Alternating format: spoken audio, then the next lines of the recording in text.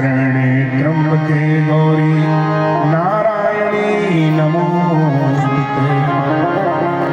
ध्यान दें, पार्वती जी सिंह वाहिनी है और शंकर का वाहन बैल है।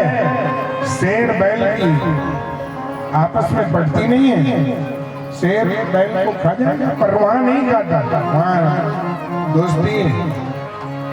गले में सर्प है, बेटे का वाहन है मयूर। कार्तिकेय अयप्पा, कार्तिकेय उनके बड़े बेटे, उनका वाहन है मयूर। मयूर चाहे तो सांप को खा जाए पर वो कभी नहीं खाता। तो ये भगवान के नाम का भक्ति का प्रभाव है। तो भागवत का मतलब क्या है? भामाने भक्ति, इससे भगवान की भक्ति मिलती है। गकारो गतिदार, जो भागवत सुनता है भगवान का धाम प्राप्त करता है। वैकुंठ धाम भगवान विष्णु स्वयं बाके बिहारी विमान लेकर के भगवान के पार्षद माला लेकर खड़े रहते हैं। दुनिया छोड़ के जो जाता है भगवान की कथा सुन ले, याद रखना, तो भगवान के दरवाजे में स्वागत करने वाले खड़े रहते हैं ठाकुर जी के धाम में। तो गकारो गतिदार, गा माने जिससे गति मिलती। भाग, फिर आया वाह, भाग वाह।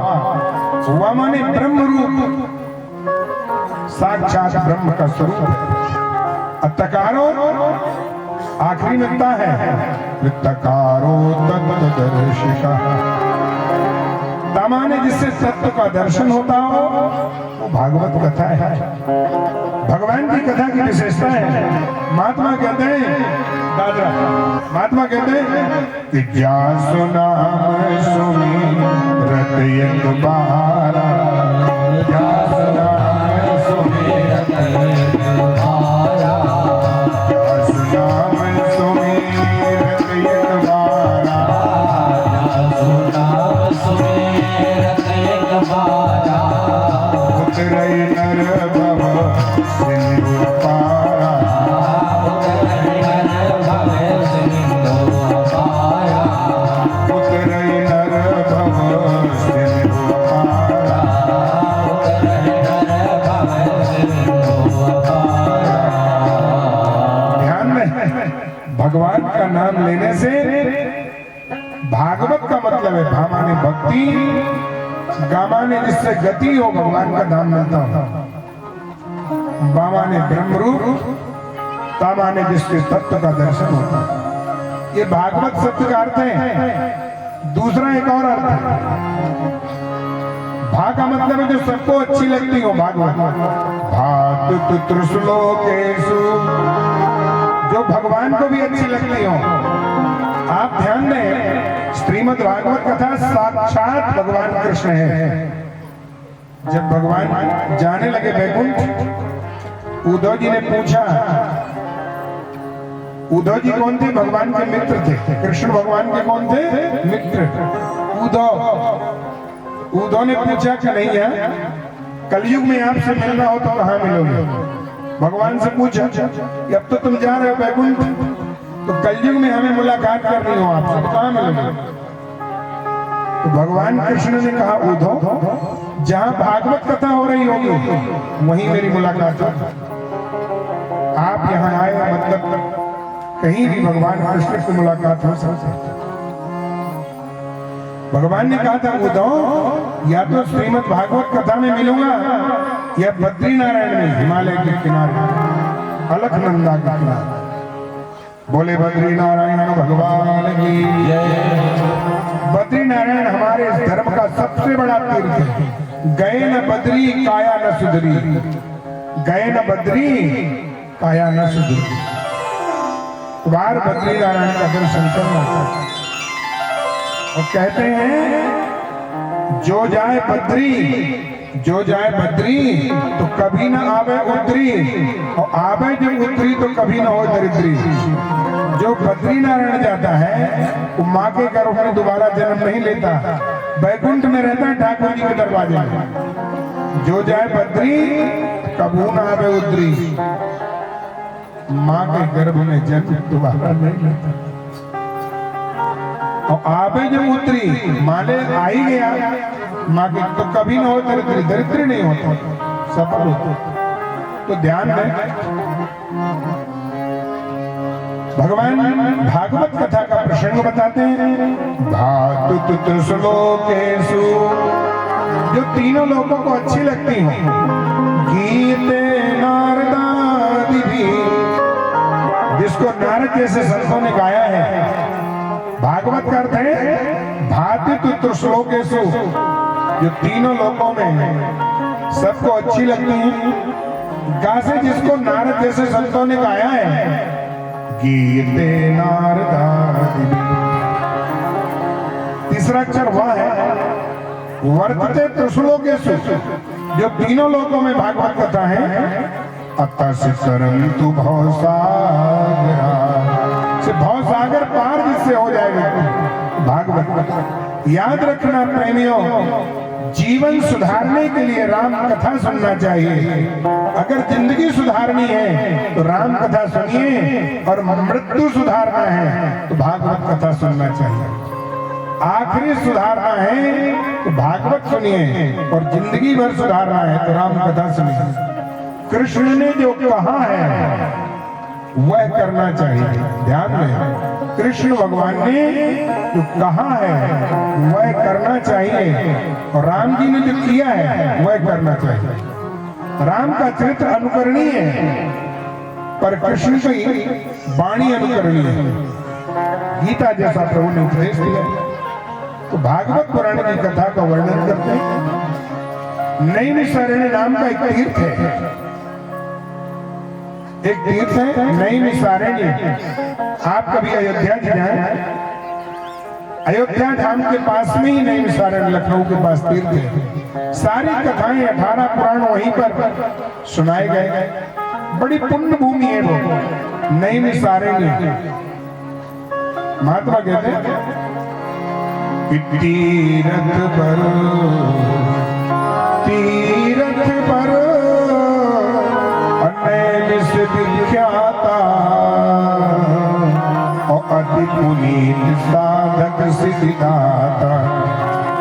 साधकों को सिद्धि देने वाला नैमिषारण्य नाम का तीर्थ। आप लोग सभी प्रसाद लेकर ही जाएं, बिना प्रसाद लिए कथा पूरी हुए नहीं जाना चाहिए।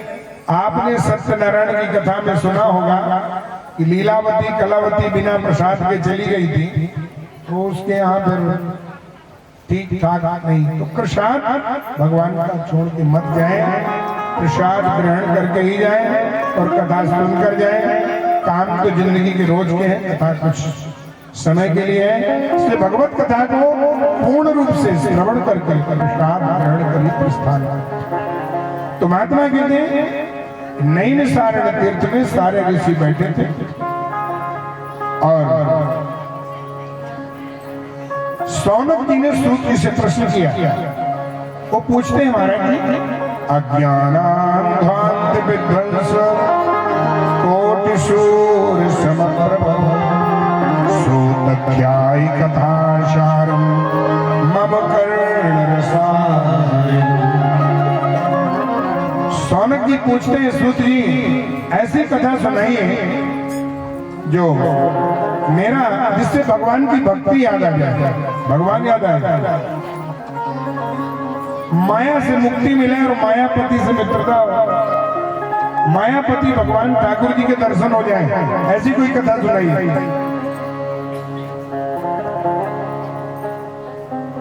इस कलयुग में रहते हुए भी हम भगवान के दर्शन प्राप्त करें। कृष्ण प्राप्ति करम चैवे साधनम तद्वदाधन। भगवान से मिला देने वाली कथा सुनाओ। भागवत कृष्ण कथा कृष्ण भगवान से मुलाकात कराती है, बताई रही कि इस दवाई में विशेषताएं। कृष्ण प्राप्ति करम चैवे, भगवान कृष्ण से मिला देती है भागवत कथा। ऐसा हाँ, कन्हैया से मुलाकात हो जाती कलयुग में। महात्मा कहते हैं अच्छा, तो बोले सौनक जी की बात सुनकर सूत जी बड़े खुश हुए। ये नहीं मिसारे तीर्थ की कथा, बड़े खुश हुए। संसार के भय को मुक्त करने वाली भगवान की कथा, ध्यान दें भगवान की कथा कैसी है, सावधान हो जाइए। महात्मा कहते हैं कि भव सागर चह पार जो पावा और राम कथा कहूं दृढ़ नावा। भव सागर पार करने के लिए, भगवान से मिलने के लिए भगवान की कथा नाव है, नौका। बोले ऐसा? बोले हाँ। तो जब कहा भव सागर पार करने को राम की कथा, भगवान की कथा नाव है, तो कुछ लोग संत जी के पास गए। बोले महाराज जी हम लोग भव सागर पार नहीं कर पाएंगे, इस सागर को थोड़ा छोटा कर दो। सागर मतलब जानते हैं आप लोग? सागर माने समुद्र, सागर माने समुद्र, सिंधु, जलधि, पयोध। तो बोले भवसागर पार करने भगवान की कथा नाम है।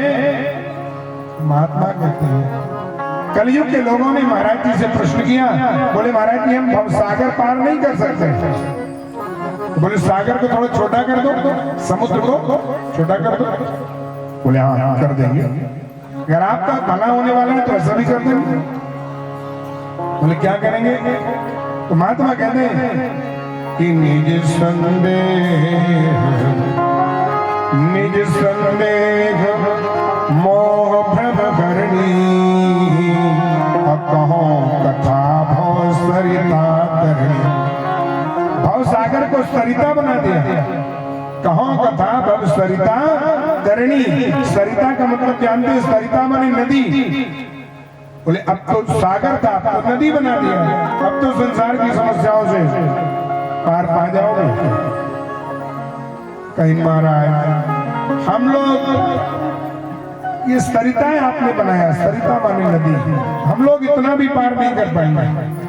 संसार को थोड़ा छोटा कर दो, संसार की समस्याओं को थोड़ा शॉर्टकट छोटे रूप में। महात्मा जी कहने लगे देखो भव सागर को हमने सरिता बना दिया आपके लिए, फायदे के लिए कि आपका कल्याण हो जाए। अब आप सरिता भी पार नहीं कर पाओगे। बोले नहीं महाराज जी कृपा करो। तो महात्मा कहते ये चरित्र जगावहि हरि पद पावहि तेन परई भवकूपा। भगवान का चरित्र जो गाता है, भगवान के चरणों की कृपा मिलती है, और तेन परई भवकूपा, वो संसार के समस्या रूपी कुएं में नहीं गिरता, माने दिक्कतों की, कठिनाइयों की समाप्ति हो जाती है। महाराज जी ने कहा देखो भाई अब ठीक हो गया। बोले सागर था, सागर से सरिता बनाया तुम्हारा कल्याण हो जाए। ये संसार समुद्र को सरिता बना दिया, इसके बाद कुआं बना दिया, तेन परई भवकूपा। कहीं अब तो पार कर लोगे। कलयुगी लोगों ने कहा हम इतना भी पार नहीं कर पाएंगे। बोले कूप भी पार नहीं कर पाओगे, कूप मतलब कुआं। तो महात्मा जी ने फिर और शॉर्टकट किया, सहायता किया। उन्होंने कहा महात्मा कहते हैं कि सादर सुमिरन दे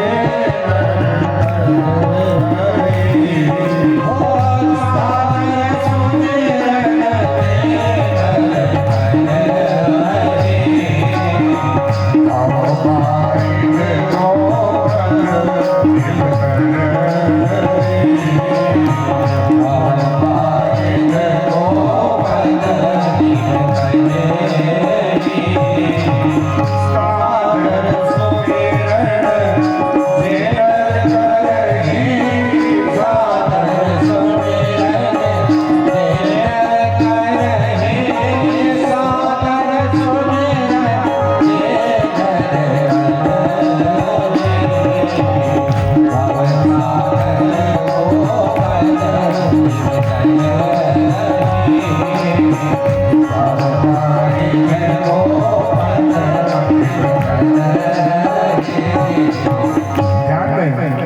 बोले भगवान का नाम सागर जो लेते हैं,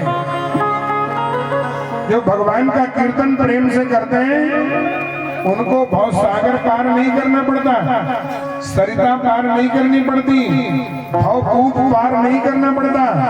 संसार की जितनी दिक्कतें हैं, समस्याएं बिल्कुल छोटी हो जाती है। कितनी बड़ी? बोले गाय के खुर के बराबर। गाय आपने जहाँ गाय रहती है और गाय जब निकलती है बाहर तो मिट्टी में पैर रख देती है, गाय के पांव के चिन्ह बन जाते हैं। और पानी बरसात में बरसता है तो गाय के खुर में पानी भर जाता है। कितना पानी रहता है गौ के खुर में? थोड़ा सा। तो महात्मा कहते हैं कि भगवान का कीर्तन करोगे तो संसार की दिक्कतें, जितनी दुनिया की समस्या है, गाय के खुर में जितना पानी आता है उतनी समस्याएं छोटी हो जाएंगी। अब पार कर जाओगे। कलयुग के लोग बोले महाराज हम इतना भी पार न कर पाएंगे, हम कलयुगी लोग हैं, गाय के खुर के बराबर भी पार नहीं कर पाओगे। बोले नहीं। महात्मा कहते हैं नाम लेत भव सिंधु सुखाई, करो विचार सुजन मनमाई। भगवान का नाम लेने से तो भव सागर ही सूख जाएगा। नाम लेत भव सिंधु सुखाई। तो ध्यान दें, सौनक जी ने सूत जी से प्रश्न किया और सूत जी कथा सुनाते हैं। बोले सुनिए। एक बार एक समय की बात है, भगवान नारद जी, नारद का मतलब देखो लड़ाना नहीं। कई लोग नारद का नाम सुनते तो सोचते नारद जी माने लड़ाने वाले महाराज जी। नारद का मतलब है, नारद का मतलब है नराय ज्ञानम ददाति इति नारद।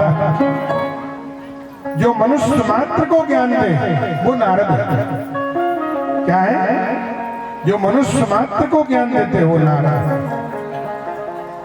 दूसरा नारद जी करते हैं नारद जिसके दांत में दांत कभी टच नहीं हो पाते।